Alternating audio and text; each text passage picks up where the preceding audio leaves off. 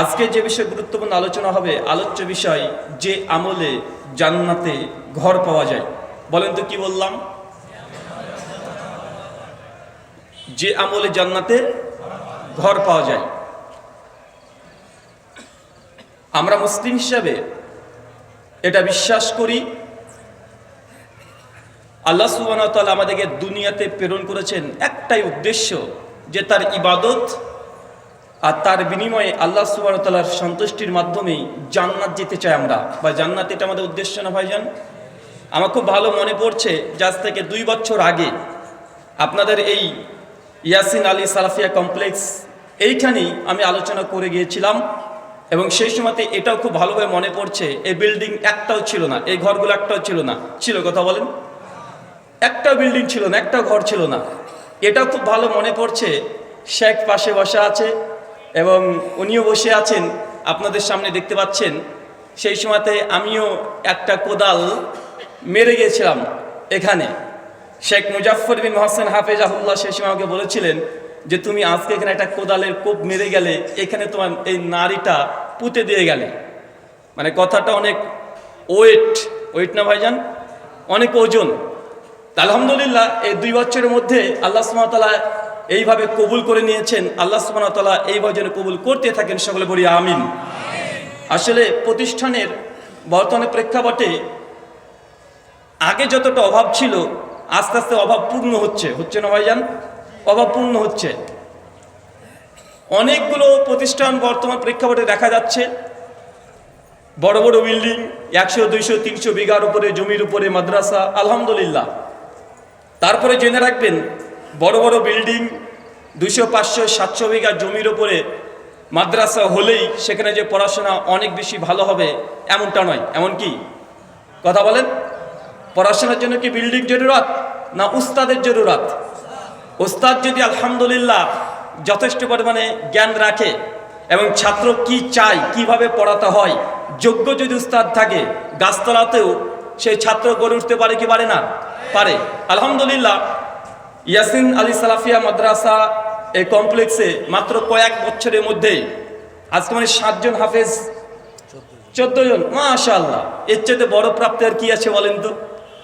আল্লাহ সুবহানাহু ওয়া তাআলা তুমি কবুল করো, সকলে বলি আমিন। সম্মানিত সুধী, আজকে যে বিষয়ে গুরুত্বপূর্ণ আলোচনা হবে, আলোচ্য বিষয় এখনই ভুলে গেছে মনে হচ্ছে, যে আমলে জান্নাতে ঘর পাওয়া যায়। আমাদের দুনিয়াতে ঘরের প্রয়োজন হয় না ভাইজান? ঘরের প্রয়োজন হয়। একজন সাইকোলজিস্ট, যিনি মনোবিজ্ঞানী, তিনি বলছেন যে প্রত্যেকে মানুষের ভেতরে কয়েকটা লোভ, লালসা কাজ করে। প্রত্যেকে মানুষের মধ্যে আছে। এটা আমার মধ্যে আছে, আপনার মধ্যেও আছে। আপনার 6 থেকে 7 বছরের একটা শিশু সন্তান, তার মধ্যেও আছে লোভ, লালসা। সেই লালসা কি? সেটা হচ্ছে সুন্দর রাজপ্রাসাদ চাই, মনে মনে সে কামনা করে। এই দৃষ্টান্ত যদি নিতে হয়, কালকে আপনার ছোট্ট শিশুটাকে 8-9 বছর বয়স, তাকে রাজশাহী শহরটাকে একবার ঘুরিয়ে দেখাবেন, আর বড় বড় যখন বিল্ডিং দেখবে, আপনার ছেলে দেখবেন অবলোকের মতো বলে দেবে যে বাবা, আব্বুজি, কবে আমাদের এমন সুন্দর একটা বাড়ি হবে? ওই বাড়ি আমার দরকার, আমার বন্ধুর মতো সুন্দর বাড়ি দরকার। ভাই, এমন প্রশ্নের সম্মুখীন হয়েছেন কি হন নাই? তাহলে একটা ছোট্ট শিশুর মনেও, ও বোঝে না বাড়ি কি, ও শুধু জানে যে সুন্দর একটা প্রাসাদ হৃদয়ে প্রত্যেক মানুষের গেঁথে আছে। জামে তিরমিজি হাদিস নাম্বার 3550, আল্লাহ নবী বলছেন, আমার উম্মতের গড় বয়স হচ্ছে 60 থেকে 70 বছর। কত বছর? কত বছর? উম্মতের গড় বয়স 60 থেকে 70 বছর। মার্ক জাকারবার্গ বা জুকারবার্গকে কে চেনেন? কে কে চেনেন? একটু হাত তুলি তো। মাশাআল্লাহ, বয়স্করা চিনবেন, আমি জানি। আচ্ছা, মার্ক জুকারবার্গকে চেনেন কেন বলেন তো? কি করেছে? ফেসবুক তৈরি করেছে। এই সোশ্যাল মিডিয়ার প্ল্যাটফর্ম ফেসবুক সে তৈরি করেছে। মার্ক জুকারবার্গ কিছুদিন আগে একখানকার সাক্ষাৎকারে বলছিলেন, বিবিসি এবং CNN সেটাকে তারা ছাপিয়েছে, রিপোর্ট করেছে। মার্ক জুকারবার্গ তিনি 2004 সালে যখন ফেসবুক প্রথম তৈরি করেন, তারপরে গোটা বিশ্বব্যাপী যেন ফেসবুক জনপ্রিয় হতে শুরু করেছে, সে বলছে তখন আমার একটা উদ্দেশ্য ছিল যে গোটা বিশ্বের প্রত্যেক ঘরে ঘরে এই ফেসবুককে ঢুকিয়ে দিতে চাই। তার বাস্তব আজকে 2024 এসে গোটা বিশ্ব জগতে মানুষের সংখ্যা 800 কোটি, আর প্রায় 400 কোটির ওপরে ফেসবুকে অ্যাকাউন্ট খুলে ফেলেছে মানুষ। কত কোটি? কত কোটি? প্রায় 400 কোটি। মানে মার্ক জুকারবার্গের তত্ত্বাবধানে প্রায় 400 কোটি মানুষ তার হাতের মুঠোর মধ্যে আছে। প্রত্যেক মানুষের ডেটা তার কাছে আছে। মার্ক জুকারবার্গের এই কথা বলার উদ্দেশ্য নয়, তিনি বলছেন যারা এই সোশ্যাল মিডিয়ার প্ল্যাটফর্মগুলো ব্যবহার করছে, হতে পারে ফেসবুক, ইউটিউব, টুইটার, ইনস্টাগ্রাম বা যে কোনো টিকটক হতে পারে, রিলস হতে পারে, প্রতিদিন একজন মানুষ যার অ্যাকাউন্ট আছে সোশ্যাল মিডিয়া ব্যবহার করে, মাল্টিমিডিয়া সেটগুলো ব্যবহার করে, তারা প্রত্যেক দিন 4 থেকে 5 ঘন্টা করে সোশ্যাল মিডিয়ায় সময় দেয়। কত ঘন্টা? কত ঘন্টা? 4 থেকে 5 ঘন্টা। এখন বলেন আপনারা যে সোশ্যাল মিডিয়া ব্যবহার করেন, 4 থেকে 5 ঘন্টা আপনারা মোবাইল ব্যবহার করেন? 4 থেকে 5 ঘন্টা? আরে বলেন না রে ভাই। তার মানে আপনার পরিসংখ্যান 4 থেকে 5 ঘন্টা কন্টিনিউয়াসলি প্রতিদিন আপনি সোশ্যাল মিডিয়া ব্যবহার করছেন। এই জনগণ যতজন আছেন তাদের কাছে প্রশ্ন, এমন একটা দিনের কথা কি বলতে পারবেন যে রাত্রিতে ঘুমাতে গিয়েছেন 2-10 মিনিট মোবাইলটাকে একটু সার্চ করেননি, মোবাইলটা হাতে নেননি? এমন কোনো দিন গিয়েছে? কথা বলেন। কেউ আছে?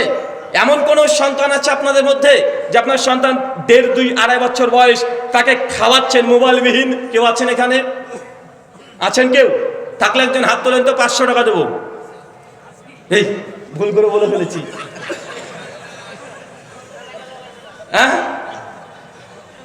বলে যখন ফেলেছি দেবো। কজন হাত তুলেছিলেন? এখনো বেশি তুলে ফেলেন না যেন ভাই। আমি 3 জনকে দেখতে পেয়েছিলাম, এই সামনে একজন, উনি একজন, উনি একজন, 3 জন এই লাইনে। আপনার সন্তান কি বাড়িতে মোবাইল আছে তো আবার? হ্যাঁ, এ দেখেন তিনি, এটা এটা মানা যায়? ওনার কাছে মাল্টিমিডিয়া সেট নেই, পরীক্ষা তো মাল্টিমিডিয়া।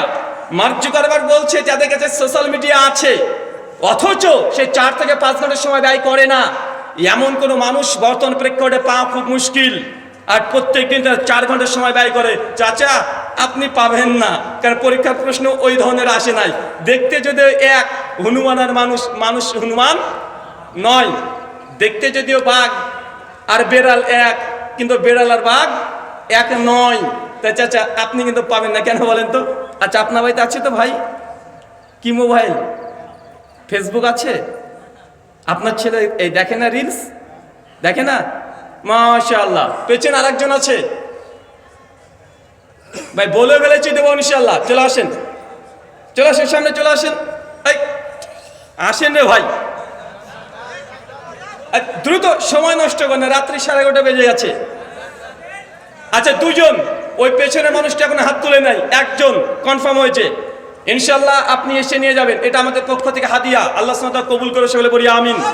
আল্লাহ এই ভাইটা যেভাবে তার সন্তানকে মোবাইল না দেখিয়ে এখন পর্যন্ত যদি খিদা নিবারণ বা খাওয়াতে পারে, আল্লাহ এমনই আমাদের প্রত্যেক ঘরে ঘরে সন্তান তুমি দাও, সকলে বলি আমিন। আপনাকে এই কথা বলার উদ্দেশ্য হচ্ছে এইটা, প্রতিদিন একটা মানুষ যদি 4 ঘন্টা সোশ্যাল মিডিয়াতে সময় ব্যয় করে, প্রতিদিন একটা মানুষ ঘুমায় কত ঘন্টা? কত ঘন্টা? 6 থেকে 7 ঘন্টা। ঘুমানোর প্রস্তুতি, ঘুম থেকে উঠে প্রস্তুতি, কমপক্ষে আরো 1 ঘন্টা, মানে কমপক্ষে ঘুমের জন্য আপনি 8 ঘন্টা সময় দিচ্ছেন। সোশ্যাল মিডিয়ায় 4 ঘন্টা, টোটাল হলো 12 ঘন্টা। একটা মানুষের হায়াত হচ্ছে 60 বছর, একদিন হচ্ছে 24 ঘন্টা। 12 ঘন্টা যদি ঘুম আর সোশ্যাল মিডিয়ায় আমি খরচ করে ফেলি, তাই জীবনের কত অংশ আমার অনর্থক চলে গেল একটু হিসাব করে বলেন তো ভাইজান। 60 বছর হলে 30 বছর শেষ, 30 বছর শুধু ঘুম আর সোশ্যাল মিডিয়া ব্যবহার, আর 30 বছর আমার হাতের সময় আছে।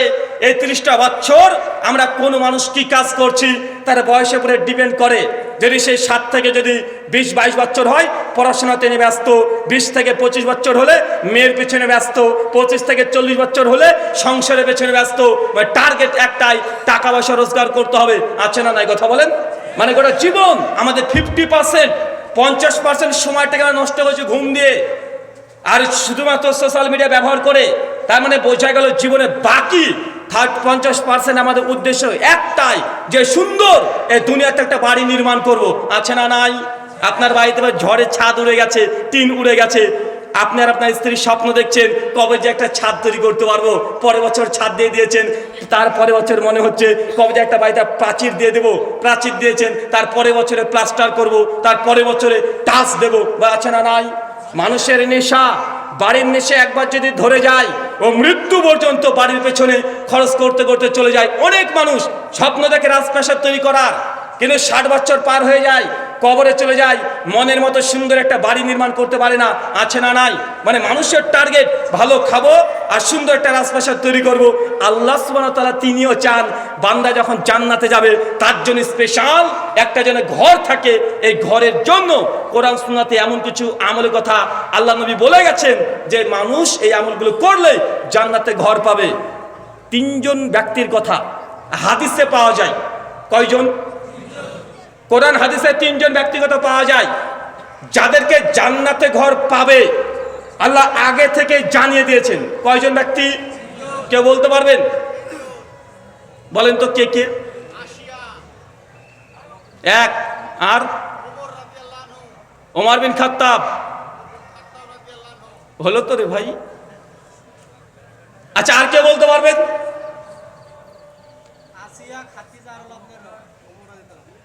মিডিয়া না, মিডিয়া চলবে না। অডিয়েন্সের মধ্যে থেকে আপনার হয়ে গেছে ফেল। আর কে বলতে পারবেন? 3 জন ব্যক্তি কোরআন হাদিসে আছে যাদেরকে আল্লাহ সুবহানাহু ওয়া তাআলা আগে থেকে জান্নাতে ঘর পাবে এই সংবাদ দিয়ে দিয়েছেন, জানিয়ে দিয়েছেন। 3 জন ব্যক্তি। বলেন তো একজন পেছন থেকে। বেলাল, মাশাআল্লাহ। আর কে বলতে পারবেন? হ্যাঁ, উম্মে সুলাইম, মাশাআল্লাহ। আর কে বলতে পারবেন? আসিয়া, আবু বকর রাদিয়াল্লাহু আনহু, আর হযরত আলী বিন আবি তালিব, মাশাআল্লাহ। আমাদের হাতে যদি জান্নাতের চাবি থাকতো সবাইকে দিয়ে দিতাম, তাই না ভাইজান? আর বলা যাবে না? আচ্ছা, একজন ব্যক্তি কনফিডেন্স নিয়ে বলতে হবে 3 জন জান্নাতে ঘর পাবে আগে থেকে জানানো হচ্ছে। একজন ব্যক্তি বলতো 3 জনের নাম, কনফিডেন্স আছে না এটাই ঠিক। এই আন্দাজে ঢিল মারলে হবে না। খাদিজা, ওমর বিন খাত্তাব, আসিয়া। আচ্ছা, এখানে একজন কি বলছিলেন? 3 জনের নাম আপনি বলছেন, ঠিক বলেছে উনি? ঠিক বলেনি? আপনি একটু দাঁড়ান তো, দাঁড়ান। ঠিকটা বলেন। আসিয়া, খাদিজা, আবু বকর রাদিয়াল্লাহু আনহু 3 জনের নাম বলেছে। আচ্ছা, আপনারা জনগণ কি বলছেন? উনি ঠিক বলেছেন না ইনি ঠিক বলেছেন? 2 জনের মধ্যে একজন ঠিক বলে দিয়েছে, আলহামদুলিল্লাহ। এখন কে ঠিক বলেছে বলেন? কি রে ভাই, আমি বলে দিলাম 2 জনের মধ্যে একজন ঠিক বলে দিয়েছে, 3টাই ঠিক বলেছে। এখন কে ঠিক বলেছে? কে একজন বলতে পারবেন? আচ্ছা, ওই পাশে যারা বলছেন যে এই পাশের লোকটি ঠিক বলেছে তারা হাত তোলেন তো দেখি। এই কয়জন? নামিয়ে দেন ভাই, ভোট নাই, আপনি ফেল। আচ্ছা, বলে দিলাম। আচ্ছা, এই পাশের যে লোক 3 জনের নাম বলেছে ইনার উত্তর যে ঠিক, এই মতে কে কে আছেন একটু হাত তোলেন তো দেখি। একটু বেশি ভাই। কি রে ভাই, আর বাকিগুলো কি? এরা হচ্ছে চালাক, এরা হচ্ছে মারাত্মক পর্যায়ে চালাক, এরা বলতে চাইবে না। আলহামদুলিল্লাহ, ইনি যে 3 জনের নাম বলেছে আমার বাঁ হাতে, ইনার অ্যান্সার 100% একদম ঠিক।